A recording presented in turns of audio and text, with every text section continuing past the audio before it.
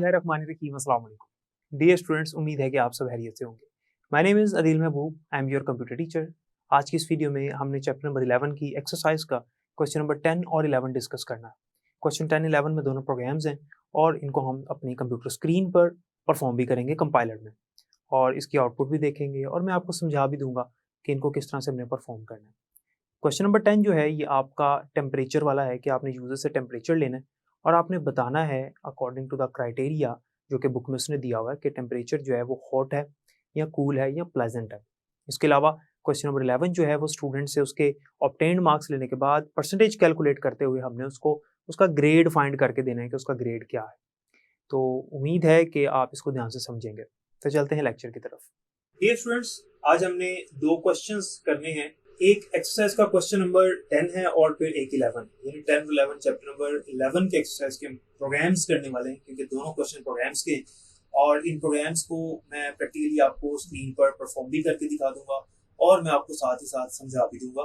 तो आपने ध्यान से इसको समझना है। देखिए, आपके सामने एक स्ट्रक्चर बना हुआ है प्रोग्राम का, जिसमें सबसे पहले ऊपर आप देख सकते हैं ये हेडर फाइल्स मौजूद हैं with help of pre processor directive hash include, और उसके बाद ये मेन फंक्शन बनाया और बॉडी ऑफ मेन फंक्शन और रिटर्न 0 है। सबसे पहले मैं आपको स्टेटमेंट बताता हूँ क्वेश्चन नंबर 10 की, और ये स्टेटमेंट पहले समझा देता हूँ क्योंकि स्टेटमेंट सबसे पहले समझना जरूरी होती है। क्वेश्चन ये है कि write a program that inputs temperature and displays a message according to the following data. आपके पास नीचे उसने डाटा दिया हुआ है, उस डाटा को देखते हुए उसके मुताबिक सेम एज इट इज आपने एक आउटपुट डिस्प्ले करनी है, एक मैसेज शो करना है, मैसेज डिस्प्ले करना है यूजर से टेम्परेचर इनपुट करने के बाद। यानी आपने यूजर से टेम्परेचर लेना इनपुट में और उसके बाद आपने उसको एक मैसेज शो करना है according to this data. Data क्या है कि वो कहता है कि अगर टेम्परेचर ग्रेटर देन 35 है, यानी 35 डिग्री से ज्यादा टेम्परेचर है जो उसने एंटर किया, तो उसको मैसेज शो करना है हॉट डे। और अगर टेम्परेचर है बिटवीन 25 एंड 35 इंक्लूसिव, इंक्लूसिव का क्या मतलब है कि 25 और 35 जो है ये शामिल है, ठीक है, यानी 25 से 35 के दरमियान है। इसका मतलब ये है कि 25 भी हो अगर या 35 भी हो अगर, तो उसे हमने क्या मैसेज शो करना है, फिर हमें डिस्प्ले करना है प्लेजेंट डे। ठीक हो गया। नंबर 3 पे जो तीसरी कंडीशन होगी वो ये है कि अगर टेम्परेचर लेस देन 25 है, इसमें 25 शामिल नहीं है, लेस देन 25 लिखा हुआ है, इसमें इंक्लूसिव का वर्ड नहीं लिखा हुआ, तो फिर यानी अगर 24 है, 23 है, 21 है, 16 है, 2 है, तो फिर आपको मैसेज शो करना पड़ेगा कूल डे। तो उसको स्टार्ट करते हैं। अब हमने टेम्परेचर से गेट करना है और टेम्परेचर के लिए हमें एक वेरिएबल सबसे पहले चाहिए होगा। उसके लिए हम टेम्प के नाम से एक वेरिएबल ले लेते हैं, तो इंट, जैसे पहले आप टी ले लेते हैं, चलें इंट टी। और उसके बाद हमने यूजर को मैसेज प्रिंट करना है कि एंटर टेम्परेचर या इनपुट टेम्परेचर। तो उसके लिए आपको पता है कि हम प्रिंटफ लिखते हैं और प्रिंटफ में हम मैसेज शो करते हैं एंटर टेम्परेचर, एंटर टेम्परेचर, और उसके बाद यहाँ पर मैंने सेमीकोलन लगा दिया। अब हमने स्कैनएफ लगाना है और स्कैनएफ लगाने के बाद यहाँ पर सेम उसी तरह से जिस तरह से हम करते आ रहे हैं, परसेंटेज डी और उसके बाद कॉमा, और यहाँ पर हम वेरिएबल कौन सा लगाएंगे, टी, क्योंकि टी में मैंने वैल्यू गेट करनी है, और यहाँ पर सेमीकोलन से इसको क्लोज कर दिया। ये हमने यूजर से इनपुट ले ली। अब यहाँ पर कंडीशंस आनी है। सबसे पहले हम इफ कंडीशन लगाते हैं, इफ टी ग्रेटर देन 35 से ग्रेटर है अगर, तो फिर हमने उसको क्या मैसेज शो करना है, हमने फिर उसको मैसेज शो करना है प्रिंटफ में, printf hot day, hot day, और उसके बाद हमने यहाँ पर सेमीकोलन लगा दिया। इसको यहीं से कॉपी कर लेते हैं, दूसरी कंडीशन भी सेम इसी तरह से लगानी है। कॉपी करने के बाद यहाँ से मैं इसको पेस्ट कर देता हूँ यहाँ पर, और कंडीशन अब हमने क्या लगानी है कि अगर temperature greater than equals to 25 है, क्योंकि 25 इंक्लूसिव है, ग्रेटर देन इक्वल्स टू 25 है, एंड का ऑपरेटर लगेगा, एंड मैं इसमें स्पेस देता हूँ ताकि इसको समझना भी आसान हो जाए, एंड टेम्परेचर जो हमने टी वेरिएबल में लिया है वो लेस देन इक्वल्स टू 35 होगा। अगर ये कंडीशन ट्रू होती है, फुलफिल होती है, तो मैसेज शो कर देना है प्लेजेंट डे, प्लेजेंट डे। और सेम उसी तरह से अब यहाँ पर तीसरी कंडीशन लगाएंगे, और यहाँ पर जो मैंने इफ लिखा है इसको एल्स इफ करेंगे, ठीक है, क्योंकि इसका ताल्लुक ऊपर वाली इफ के साथ होगा कि अगर ग्रेटर देन 35 है, एल्स इफ अगर 25 से ग्रेटर या इक्वल है और 35 से लेस या इक्वल है तो फिर मैसेज शो करना है प्लेजेंट डे। और उसके बाद आप यहाँ पर सिंपल एल्स लिख दें, क्योंकि जाहिर सी बात है कि अगर 35 से ग्रेटर नहीं है, अगर 25 और 35 के दरमियान नहीं है, तो फिर ऑब्वियसली वो 25 से लेस ही होगा। तो सिंपल आप एल्स में मैसेज प्रिंट कर सकते हैं। और यहाँ पर मैं सिंपल एक मैसेज प्रिंट कर देता हूँ और वो मैसेज क्या है, cool day, print F cool day, और यहाँ पर सेमीकोलन। इस तरह से ये हमारा प्रोग्राम कंप्लीट होगा। अब इसको हम एग्जीक्यूट करते हैं और यहाँ से मैं इसको कर देता हूँ कंपाइल एंड रन। और जब मैंने कंपाइल एंड रन किया तो आप देख सकते हैं स्क्रीन पे एक मैसेज शो हो रहा है, एंटर टेम्परेचर। और टेम्परेचर मैंने एंटर किया फॉर एग्जांपल 30 डिग्री। जब मैंने 30 एंटर किया तो उसने मैसेज शो कर दिया प्लेजेंट डे। क्यों? क्योंकि यहाँ पर कौन सी कंडीशन सेटिस्फाई हुई है, यहाँ पर 30 जो टेम्परेचर है हमारा वो ये वाली कंडीशन फुलफिल कर रहा है, क्योंकि 30 जो है वो ग्रेटर देन 25 होता है और लेस देन 35 होता है। दोनों कंडीशंस ट्रू है, क्योंकि एंड के केस में लेफ्ट और राइट दोनों कंडीशंस का ट्रू होना जरूरी होता है। दोनों कंडीशंस फुलफिल हो रही है, इस वजह से यहाँ पर उसने कहा थी प्लेजेंट डे। हम इसको दोबारा कोई और इनपुट देकर चेक करते हैं और अब देखते हैं कि इस केस में क्या आंसर आता है। अगर हम उसको टेम्परेचर बताते हैं 12, तो 12 डिग्री अगर टेम्परेचर हो तो आपको पता है कूल डे होता है।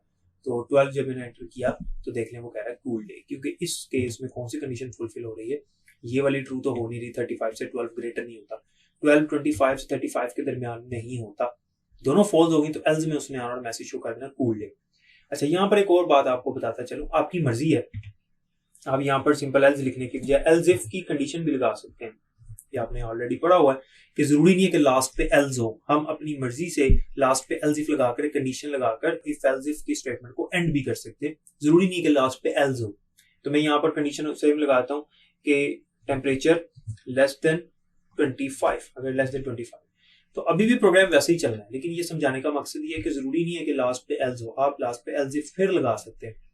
ये मैं आपको करके दिखा देता हूँ। ये देखिए कंपाइल एंड रन, और ये रन हो गया और मैंने यहाँ पर टेम्परेचर एंटर किया 24। जब 24 एंटर किया तो उसने कह दिया कूल डे, क्योंकि ऊपर वाली दोनों कंडीशन फॉलो होगी, ये वाली ट्रू हो रही है क्योंकि 24 लेस देन 25 होता है, तो कूल डे का मैसेज यहाँ पर प्रिंट हो गया।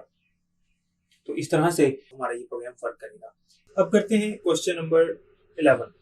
क्वेश्चन नंबर 11 की स्टेटमेंट पहले समझते हैं, उसके बाद फिर इसको मैं यहाँ पर परफॉर्म करूंगा। क्वेश्चन नंबर 11 ये है कि write a program that inputs obtain marks of a student, calculates percentage, assume total marks are 1100 and displays his or her grade. The grade should be calculated according to the following rules. वो कहता है कि आपने input में obtained marks ले लेने एक student के, उसके हासिल करदा नंबर जो है वो आप इनपुट में ले लेने। उसके बाद आपने उसकी परसेंटेज कैलकुलेट करनी। अब हमारे पास ऑब्टेन्ड मार्क्स हो और टोटल मार्क्स हो तो परसेंटेज कैलकुलेट हो सकती है, और उसने टोटल मार्क्स बता दी कि आप अज्यूम कर लें 1100 है, और फिर आपने उसका ग्रेड प्रिंट करना है, और ग्रेड जो है वो अकॉर्डिंग टू द परसेंटेज होता है। इसका मतलब हम परसेंटेज निकालेंगे और फिर उसका ग्रेड प्रिंट करेंगे।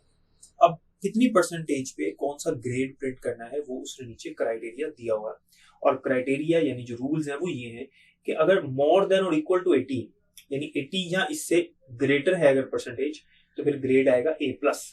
अगर 70 एंड 80, इसने लिखा हुआ है इसने कि बिटवीन 70 इंक्लूसिव एंड 80, यानी 70 से 80 के दरमियान है लेकिन 80 शामिल नहीं है, 80 ऊपर वाली कंडीशन में शामिल था A+ ग्रेड में, इसमें 70 शामिल है लेकिन 80 नहीं है, 70 के साथ इंक्लूसिव लिखा हुआ है तो फिर A ग्रेड होगा।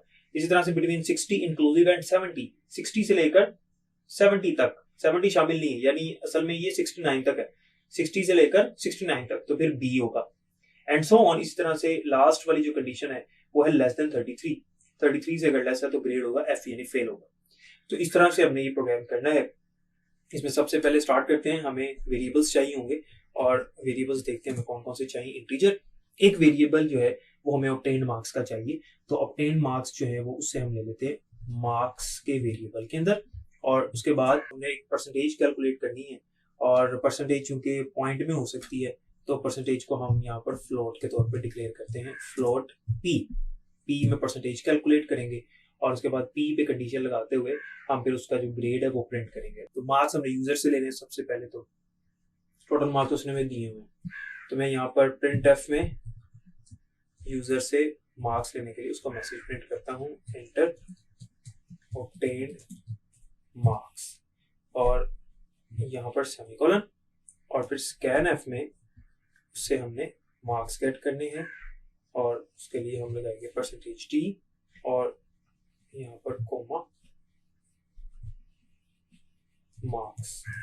मार्क्स के वेरिएबल में हमने उसे ऑब्टेन्ड मार्क्स जो है वो गेट कर लिए।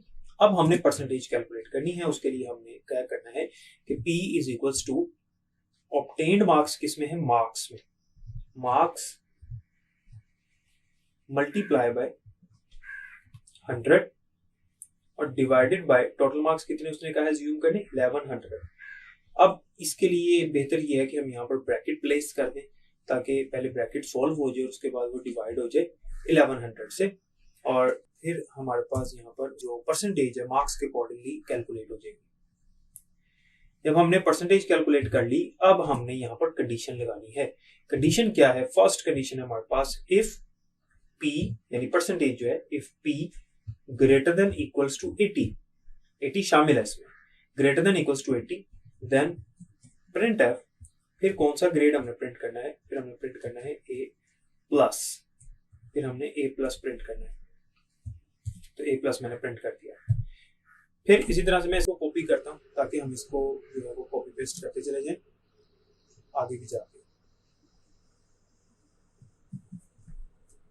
इसमें मैंने यहाँ से कॉपी कर लिया और यहाँ पर मैंने इसको पेस्ट कर दिया।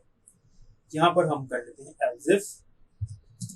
Else if P greater than equals to 70, इस पर 70 है और इक्वल टू का साइन आएगा क्योंकि उसने इंक्लूसिव का है 70 के साथ, एंड का ऑपरेटर लगेगा, एंड P लेस देन 80 शामिल नहीं है इसमें, तो फिर हमने क्या ग्रेड प्रिंट करना है, फिर हमने ग्रेड प्रिंट करना है सिंपल A, तो मैंने यहाँ पर 8 कर दिया। इसी तरह से मैं इसी कंडीशन को कॉपी कर लेता हूँ क्योंकि नेक्स्ट कंडीशन इसी तरह की होगी, एंड का ऑपरेटर लगना है और यहाँ पर लॉजिकल ऑपरेटर से करना है, इस वजह से मैं इसको यहाँ पर कॉपी कर रहा हूँ।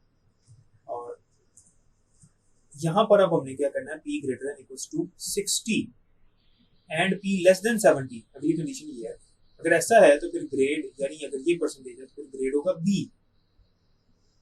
फिर उसके बाद इसी तरह से हम यहाँ पर करते हैं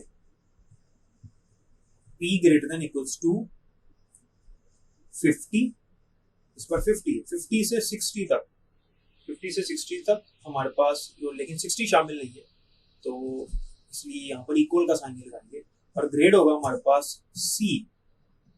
फिर सेम इसी तरह से नेक्स्ट कंडीशन है कि P greater than equals to 40 and P less than 50 से कम, तो फिर यहाँ पर ग्रेड होगा हमारे पास D ग्रेड आएगा जी। उसके बाद D के बाद हमारे पास E ग्रेड है और उसकी कंडीशन जो है मैं फिर यहाँ पर पेस्ट कर रहा हूँ इसको, और इसके लिए हमारे पास जो कंडीशन है बिटवीन 33 एंड 40, और 33 इंक्लूसिव है, तो यहाँ पर 33 यानी greater than equals to 33 and less than 40, अगर ऐसा है तो फिर ग्रेड होगा हमारा कैपिटल E। और एल्स इफ, यहाँ पर मैं एल्स इफ एक और लगा रहा हूँ, अगर P लेस देन 33 है तो फिर ग्रेड होगा F। अब यहाँ पर आप देखें लास्ट में मैंने एल्स इफ लगाया, सिंपल एल्स नहीं लगाया, लेकिन यहाँ पर सिंपल एल्स भी लगा देते तो तब भी सही था। मैं इसको एग्जीक्यूट करता हूँ तो फिर देखते हैं कि इसमें क्या हमें आउटपुट मिलती है।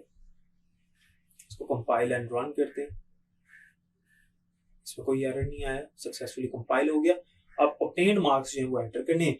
फॉर एग्जांपल ऑब्टेन्ड मार्क्स हैं 836 लेट्स से, तो ये देखें उसने ग्रेड A दिया परसेंटेज के मुताबिक, क्योंकि 836 मार्क्स जो है उसकी परसेंटेज 70 से 80 के दरमियान बनती है, ये वाली कंडीशन फुलफिल हो रही है, ये गलबन 77% या 76 पॉइंट समथिंग इतनी परसेंटेज बन रही है अप्रॉक्सीमेटली, तो ये वाली कंडीशन फुलफिल हो रही है, तो A ग्रेड प्रिंट कर।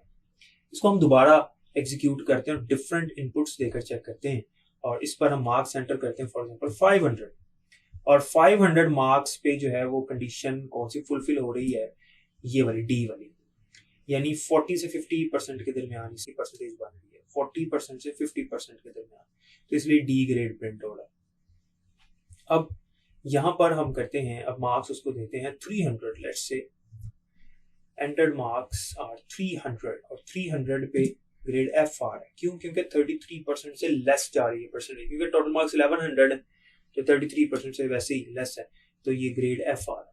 और लास्ट एक और इनपुट देते हैं इसको, अगर हम यहाँ पर कर देते हैं 1050 मार्क्स कर देते हैं तो यहाँ पर ए प्लस ग्रेड आता है, क्योंकि ये ग्रेटर देन 80% बन रहा है। ठीक है, तो इस तरह से हमारे पास ये जो प्रोग्राम है, ये स्टूडेंट से उसके मार्क्स लेकर उसको ग्रेड कैलकुलेट करके दे देगा। ये आपके एक्सरसाइज का जो क्वेश्चन नंबर 11 है, ये उसका सोल्यूशन है। आखिरी चीज इसके अंदर ही मैं आपको बताता चलूं कि लास्ट पे आप सिंपल एल्स भी लगा सकते हैं, यानी ये वाली कंडीशन लगाए बगैर आप इस तरह भी लिख सकते हैं, क्योंकि जाहिर सी बात है, अगर क्योंकि एल्स ने तब चलना है जब इन सब ने फॉल्स हो जाना है। यहाँ तक इन सब कंडीशंस ने जब फॉल्स होना है तो फिर एल्स ने चलना है।